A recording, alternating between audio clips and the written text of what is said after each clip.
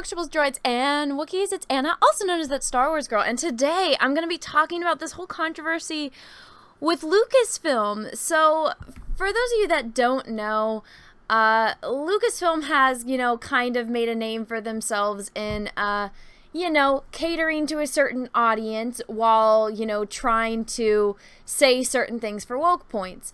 Now, yesterday was Martin Luther King Jr. Day, and, as you know, everyone in America obviously is aware of Martin Luther King and, the amazing things that he did, speaking out against racism and trying to, bring equality to the United States of America as well as the world. Martin Luther King Jr. is also, the reason why, Hora didn't end up leaving Star Trek, because he told her no. He's like, you're a beautiful woman on, the bridge of the Enterprise, and he's like, you can't. Do you know how many people look up to you? And, he was a huge fan of Star Trek. Well, so Star Wars, the Star Wars Twitter decided, to do a tweet in honor of Martin Luther King Jr. and, in honor of the legacy that he did. But it's funny because they they preach about this kind of stuff and they get woke about this kind of stuff, but they don't practice what they preach. Here's, they again, honoring his legacy. But then what do they do when, presented with, having a black character in Star Wars? Oh, they shrink him because, they want to market to the Chinese audience. They don't actually care about the things that, Martin Luther King stood for. They don't care that, they're diminishing the black man's, role in Star Wars, and they're making him small, or to present to a foreign audience. Even Ryan pointed this out, every corner of the galaxy except China because we want their money. Even a few days ago, Star Wars, officially did, a birthday post for Kelly Marie Tran, but they forgot about James Earl Jones, who was the voice of Darth Vader. They didn't wish him a happy birthday, but they wished Kelly Marie Tran a happy birthday. So it's super hypocritical that they go out of their way to, make this post about Martin Luther King Jr. Day, but they don't actually stand up for the things that he spoke up against. He spoke out against racism and, the way that, black people are being treated. They're doing the exact opposite of what Martin Luther King stood for. And even in this tweet, with John Boyega's Finn was set up as the male lead and co-protagonist of the sequel trilogy. That's not an opinion. That's, not headcanon. That's literally a fact. It was the way that they presented it to you. Finn was the one with the lightsaber. Rey had the staff. When you look at all the toys that Disney released, it was all Finn. There was an action figure of Finn. There was the PVC character. There was the larger talking action figure. There was his costume, not only as the stormtrooper, but, his jacket and whatnot. It was set up, and even the romance between him and Rey. He asks her, do you have a boyfriend? He tries to help her from the moment he sees that, she's kind of a damsel in distress. And then you realize, oh, she's not a damsel in distress. He was obviously interested in Rey. He asked her if she had a boyfriend and showed that interest and wanting to save her when she was kidnapped by Kylo. He was set up, and the way that it was marketed, as he's going to be one of the lead characters in the new trilogy. And so it's funny because Disney likes to pioneer that they are the ones that are doing all of this for diversity, that they are aware of wanting to have representation in Star Wars and pioneering this, and they're the first ones that did it. But then you actually go back and look at the original trilogy. Look at Lando.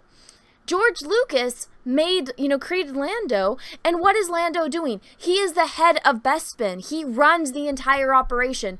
In Return of the Jedi, he is the one that's flying the Millennium Falcon. Lando, a black man, is the one that destroys the second Death Star.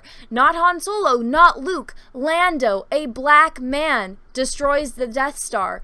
So all of this, that Disney likes to preach, they're the first ones that did anything, they really didn't. I love this meme right here. Original trilogy, Lando Calrissian, charming, intelligent, cunning, Baron Administrator of Cloud City, promoted to General in the Rebel Alliance. In the prequels, you got Mace Windu, intelligent, wise, all-around badass, revered Jedi Master, influential member of the Jedi High Council. Finn, Disney, Finn, ex-janitor, stormtrooper, primarily comedic relief. You know, please tell us again how Disney pioneered diversity in Star Wars. They didn't. And they don't even, you know, practice what they preach. They like to be woke, but not when, excuse me, but not when they want Chinese money. They don't actually stand up for the things that they believe in. They don't care about honoring the things that Martin Luther King stood up for. They don't care. You know, they don't even wish, you know, they wish Kelly Marie Tran a happy birthday, but they don't care about James Earl Jones, the man who voiced Darth Vader. You know, one of the most influential and pivotal characters in the Star Wars universe, one of the most popular characters in the Star Wars universe that was voiced by a black man. They don't care about honoring any of that. All they care about is being woke and, you know, making these declarations that they don't actually believe in. They are doing the exact opposite of what Martin Luther King stood for. So I just wanted to do a video and talk about this because they are, you know, the pinnacle of hypocrisy. And it blows my mind. Again, like, they like to pretend like they're the ones that went out and pioneered this, when it's like, no. George Lucas did this back in the 80s, you know, back in, you know, the 90s, 2000s. What is Disney doing in this woke era? They take a character that was popular. Finn was honestly the most interesting character that they had set up.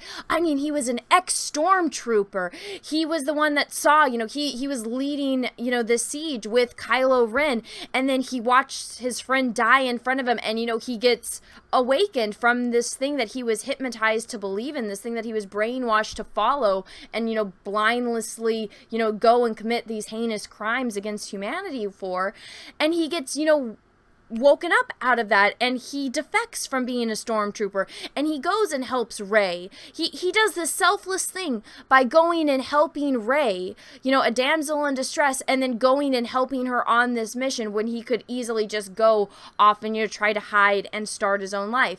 But, you know, then they just turn him into comedic relief, and, you know, they, you know, shrink his role to almost nothing. You know, this whole, you know, the poster comparison is a great metaphor for what, you know, Disney marketed as compared to what they actually, you know, pull through and do.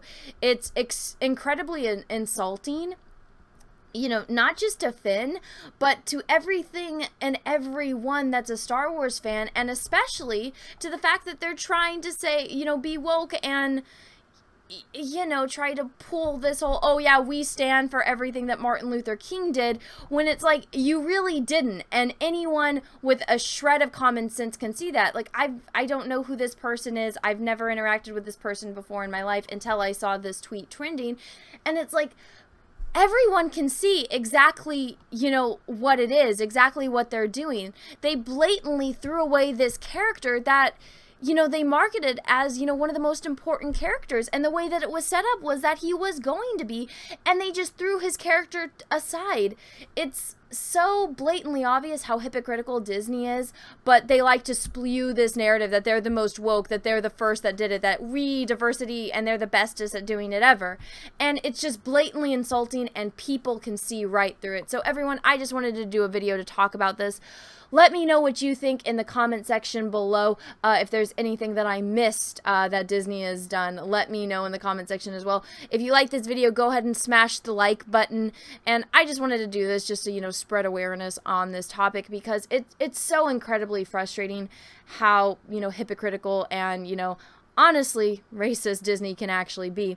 But if you didn't like this video, thank you anyways for watching this far through, and if you haven't already, please smash the subscribe button, ring the bell for notifications, and until next time, everyone, I hope you have a great rest of your day, morning, evening, afternoon, wherever you are in the world, and may the Force be with you, because we are really, really, really gonna need it. Bye, everyone. What's up, everyone? It's Anna, also known as That Star Wars Girl, and I have an Etsy store, so if you've ever wanted to own a print of my artwork, this is the place to go. As you can see, I have a lot of recognizable characters, from horror films to heroes to Star Wars characters. Some of the notable characters I have on here are Darth Vader, which I did a couple live streams painting, so you can own a print of this painting. I also have Luke Skywalker, the binary sunset version, one of my favorite favorite scenes in the original New Hope movie. I have Darth Maul, which Ray Parks himself actually complimented me on Instagram. And then last but certainly not least, Ahsoka Tano. So if you want to own any of these prints, go right on over to my Etsy store. Again, that's The Art of Anna, That Star Wars Girl, or TSWG for short. Thank you, everyone, and have a great rest of your day. What's up, everyone? I have a P.O. box, so if you want to send me some mail, go ahead and send it to Anna, That Star Wars Girl, or TSWG for short, at P.O. Box number 28171, Santa Ana, California, 927998171. Have a great day, everyone. Thank you so much.